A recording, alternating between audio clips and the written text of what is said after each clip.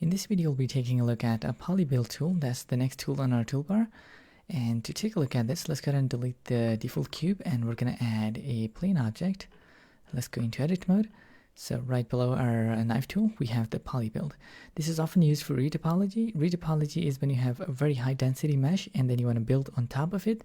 So for example, with this plane object selected, let's right click and subdivide it a couple more times.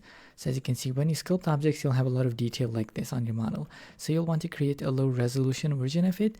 And to do that, let's go ahead and add a new plane object. And we can scale it down in the edit mode, something like here.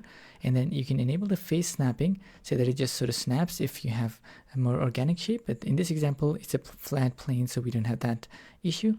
But we're going to slightly move it above so you can see it a bit better.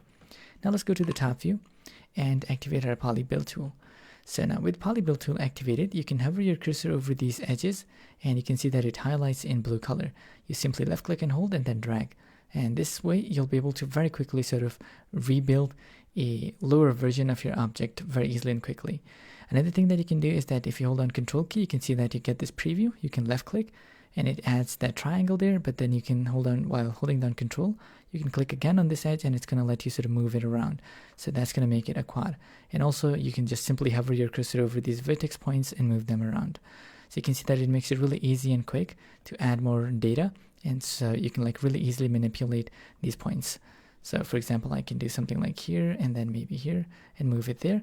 Now you can also enable auto merging so that these two vertex points merge by clicking on this option icon and then enabling auto merge. And here you have the threshold on how far these needs to be able to merge them. But you can see that it sort of combines a lot of tools into one because you can sort of move these vertex points by simply hovering your cursor over them.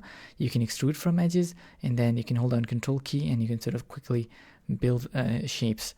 So this is often used for retopology. So you can see that I'm very easily able to sort of connect shapes and build object.